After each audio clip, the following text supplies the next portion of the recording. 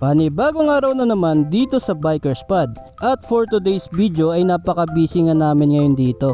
Eto nga at nagpapaservice si Sir Koy ng kanyang ATR 160 na may napakagandang kulay ng fairings. Grabe, napakamahal na nitong ATR ni Sir dahil napakarami ng customized. Kaya sa mga gustong magpa-service ng kanilang unit na Bristol, QJ Motors, Zontes at iba pa, ay bisita na kayo dito sa amin sa Bikers Pod.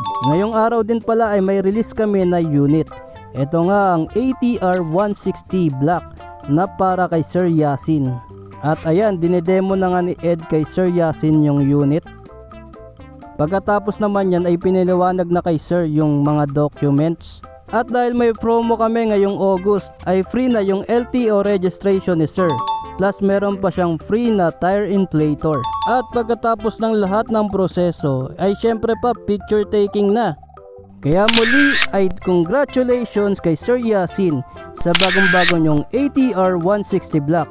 At thank you sa pagtitiwala sa amin sa Bikers Pod. Ride safe always.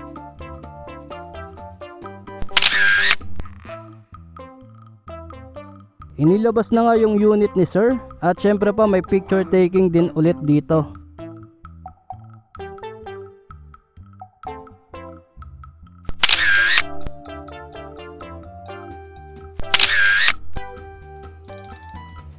Pagkatapos nga niyan ay tinest ride muna ni Sir yung unit.